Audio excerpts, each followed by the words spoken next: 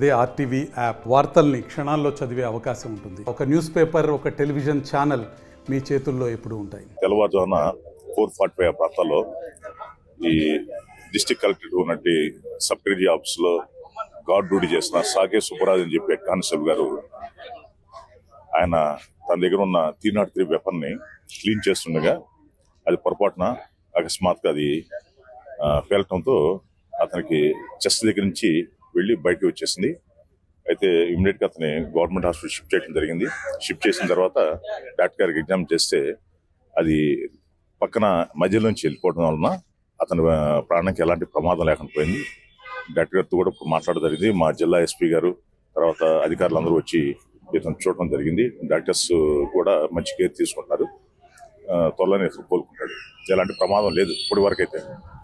Doctors కూడా ఏం problem లేదని చెప్తున్నారు. సర్జరీ అంటే ఒకటి బుల్లెట్ లోపలికి వెళ్ళింది కాబట్టి డస్ట్ క్లీన్ చేయాలి.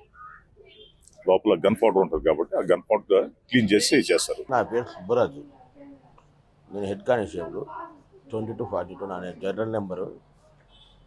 నేను ట్రెజరీ గార్డ్ డ్యూటీ అంటే బాంబు తెలిసిన గార్డ్. 3 గంటలు డ్యూటీ ఉంటుంది. నేను మార్నింగ్ 3 to 6 డ్యూటీ ఎక్కిన తర్వాత 4:45కి నా వెపన్ ఏం చేస్తే క్లీన్ చేస్తూ తుపాకీని తుడుచుకునేటప్పుడు మిస్ఫైర్ అయ్యింది. మరిన్ని వీడియోస్ కోసం ఛానల్ ని సబ్స్క్రైబ్ చేయండి. లేటెస్ట్ అప్డేట్స్ కోసం వాట్సాప్ ఛానల్ ని ఫాలో చేయండి. అండ్ లింక్ డిస్క్రిప్షన్ లో ఉంది.